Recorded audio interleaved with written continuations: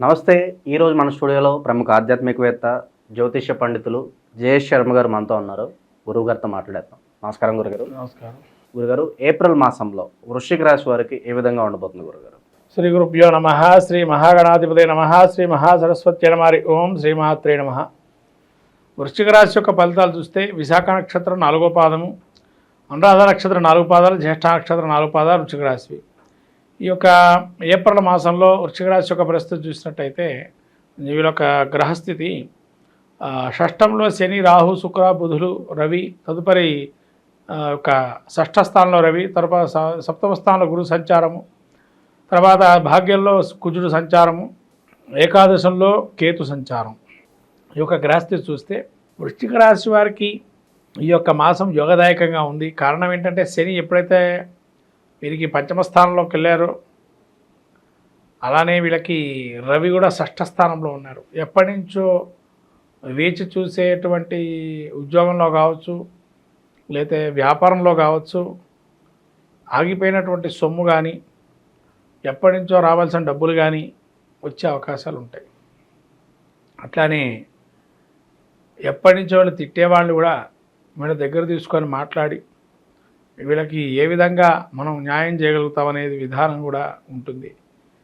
అంటే వీళ్ళకి ఇప్పటివరకు కొంతవరకు ఇబ్బందులు కలిగినటువంటి ఏదైతే ఉందో అక్కడి నుంచి న్యాయపూరితమైన వాతావరణం ఏర్పడటం, వ్యాపారంలో కూడా అనుకూలంగా ఉండటం, భాగస్వామితో కూడా వ్యాపారంలో కూడా అనుకూలంగా ఉండటం, కొత్త స్త్రీ పరిచయాల ద్వారా కొంతవరకు స్నేహపూర్వకంగా వాళ్ళతో ఉండటం వల్ల మంచి కలగటం, అలానే సంతానం వల్ల కూడా కొంతవరకు ఈ స్తబ్దత ఏర్పడిందో లేదా సంతానం వల్ల కూడా చికాకులు ఉంటాయి, అవన్నీ కూడా తొలగిపోవటం, మళ్ళీ సంతానంతో పాటు కీర్తి ప్రతిష్టలు, వీళ్ళకుండే పేరు, లావాదేవీలు, ఆర్థికంగా కావచ్చు, అవన్నీ ఒక పేరు ప్రఖ్యాతలు రావటం, అట్లానే భాగ్యంలో కుజుడు నీచస్థులో ఉండి ఎక్కడైతే వీళ్ళు పోగొట్టుకున్న సొమ్ముందో మళ్ళీ తిరిగి రావటం, న్యాయస్థానాల్లో కూడా విజయం సాధించటం, అపజయం అనేది ఈ నెలలో వీళ్ళకి దొరకడం అంత ఈజీ అయితే కాదు. జయాలకే సంకేతంగా ఉంది వృశ్చిక మాసం. ఎందుకంటే ఎంతో కాలం నుంచి శని అర్ధాష్టమంలో వీళ్ళు మెలుగుతూ ఉండి ఒక్కసారిగా పంచమంలోకి వెళ్ళిన తర్వాత యోగదాయకంగా ఉంది అని చెప్పవచ్చు వృశ్చిక రాశికి ఈ నెల. తర్వాత శుభయోగాలు కూడా బాగా ఉన్నాయి. నూతనమైన గృహారంభ, గృహప్రవేశాదులకు కానీ, వివాహాలకు కానీ, శుభ కార్యక్రమాలకు కూడా యోగదాయకంగా ఉంది. భూ సమస్యకి పరిష్కారం ఏర్పడే అవకాశం ఉంది. తర్వాత ఏది ఏమైనా కూడా ఇన్ని రకాలుగా ఇబ్బందులు ఇప్పటిదాకా ఉన్నాయి, అవన్నీ ఇబ్బందుల నుంచి కూడా అన్నీ తొలగిపోతాయి. ఇప్పటివరకు అనుభవించినటువంటి ఇబ్బందులు కూడా ఒక్కసారిగా అంత మంచి జరిగే అవకాశం ఉంది.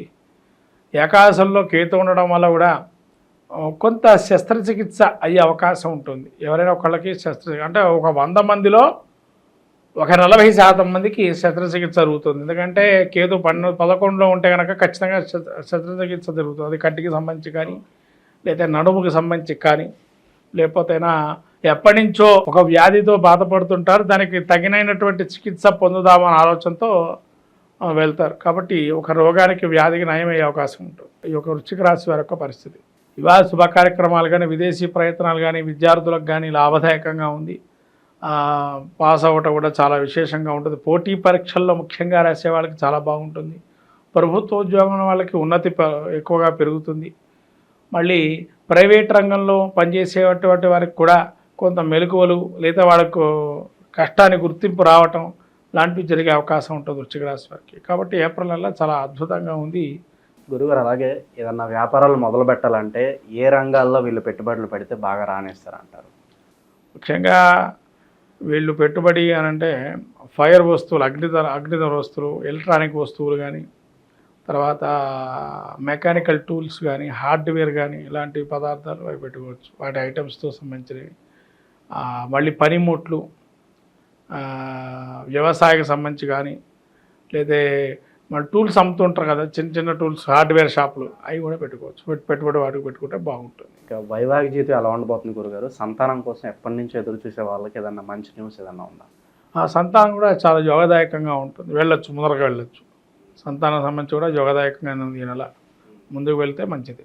ఇక కొత్త అవకాశాల పరంగా, గుర్తింపుల పరంగా ఎలా ఉండబోతుంది? గుర్తింపు బాగుంది నాన్న. ఎందుకంటే వీళ్ళకి అర్ధాష్టమ శని ఎప్పుడైతే వెళ్ళిపోయిందో గుర్తింపు అనేది మొదలవుతుంది. అంటే ఇంతవరకు బాగా కష్టపడ్డారు, సంస్థ కోసం కావచ్చు, వ్యక్తిగతంగా కావచ్చు, వాళ్ళకి శ్రమకి తగిన ఫలితం అనేది ఈ యొక్క మాసంలో ఉంది. ఇక ఆరోగ్యపరంగా ఎలా ఉండబోతుంది గురుగారు?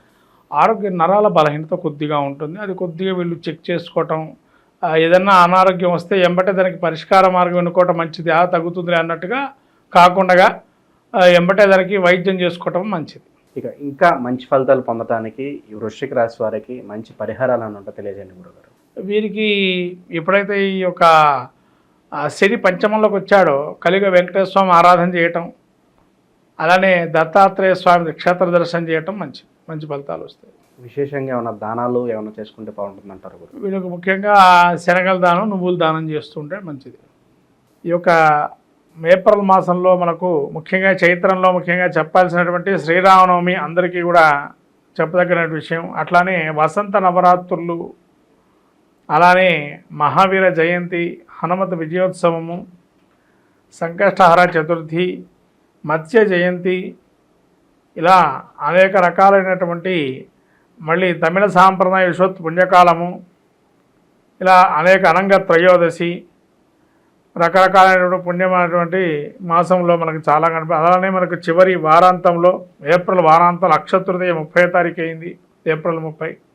ఇలా ఈ యొక్క మాసం చైత్రమాసం ముఖ్యంగా మనం చూసుకున్నట్టయితే మనకు ముఖ్యంగా ఈ యొక్క మాసంలో ప్రథమంగా ఆచరించేటువంటిది వసంత నవరాత్రులు, అట్లనే శ్రీరామనవమి. ప్రతి ఇంట, ప్రతి అస్మిన్ దేశే అస్మిన్ రాష్ట్రే అస్మిన్ పట్టణే అని చెప్పి సంకల్పం చెప్పి శ్రీరామం మీద సస్యశ్యామలం చేస్తూ సకలమైనటువంటి ధనధాన్య సంపత్తులు కలగాలని, లోకమంతా సుభిక్షంగా ఉండని, క్షామమంతా కూడా పోయి రాజ్యం కూడా సుభిక్షంగా రామరాజ్యంగా వేళాలని మనం కోరుకుంటూ కళ్యాణోత్సవం చేసుకుంటాం. అలానే హనుమత విజయోత్సవం, రాముల వారు ఎప్పుడైతే అయోధ్యకి ఏర్తించాలనుకున్నారో ఆ రావణాసుర సంహారమైన తర్వాత ఆ యొక్క అయోధ్యకు చేరుకున్న సమయంలో హనుమత విజయోత్సవం ఒక సభ చేసి, సభలో జరిగిన సంఘటన ద్వారా విజయోత్సవాన్ని అప్పుడు రాముల వారు ప్రకటించడంతో హనుమత విజయోత్సవంగా చేపట్టి, విజయయాత్రగా చేపట్టి, అటువంటి మహత్తరమైనటువంటి రోజు చైత్ర పౌర్ణిమ అంటారు. అలా చైత్ర పౌర్ణిమ అని కూడా ఈ రకమైనటువంటి శుభకార్యాలని కూడా చైత్ర మాసం నుంచి మనం ప్రారంభం చేస్తుంటాం, ఇవాళ శుభ కార్యక్రమాలు. అలానే మత్స్య జయంతి, మనకు వేదాలని రక్షింపజేసి మళ్ళీ బ్రహ్మ దేవుడికి అప్పచెప్పినటువంటి మహావిష్ణువు యొక్క స్వరూపమే మత్స్య జయంతి అంటారు. కాబట్టి మత్స్య జయంతిలో కూడా మనకు సోమకాసురుని రాక్షణ సంహారం చేసి ఆ మత్స్య స్వరూపాన్ని మనకు విష్ణుమూర్తిగా స్వరూపాన్ని భావన చేస్తూ అనేక రకాలైన శుభ కార్యక్రమాలకి మత్స్య యంత్రాన్ని వాడుతూ ఉంటాం. అట్లా మత్స్య యంత్రానికి కూడా అనేక విధాలుగా ఈ యొక్క రోజుల్లో కనుక పూజ చేసుకున్నట్లయితే చాలా విశేషంగా ఉంటాయి యంత్రస్థాపనలు. ఇలా మహత్తరమైన మాసం చైత్రమాసంగా మనం చూసుకుంటున్నాము. ఈ చైత్రమాసంలో అందరికీ కూడా శ్రీరామనవమి శుభాకాంక్షలు తెలుపుతూ, అట్లానే లోకము కూడా సుభిక్షంగా సస్యశ్యామలంగా లోక కళ్యాణార్థం అందరికీ కూడా ఎటువంటి ఈతి బాధలని తొలగిపోయి, కరువు కాటకాలని తొలగిపోయి రామరాజ్యంతో సుభిక్షంగా ఉండాలని కోరుకుంటూ, సో ఏప్రిల్ మాసంలో వృశ్చిక రాశి వారికి ఎలాంటి ఫలితాలు కలుగుతాయో అద్భుతంగా వివరించారు గురుగారు. ధన్యవాదాలు. నమస్కారం.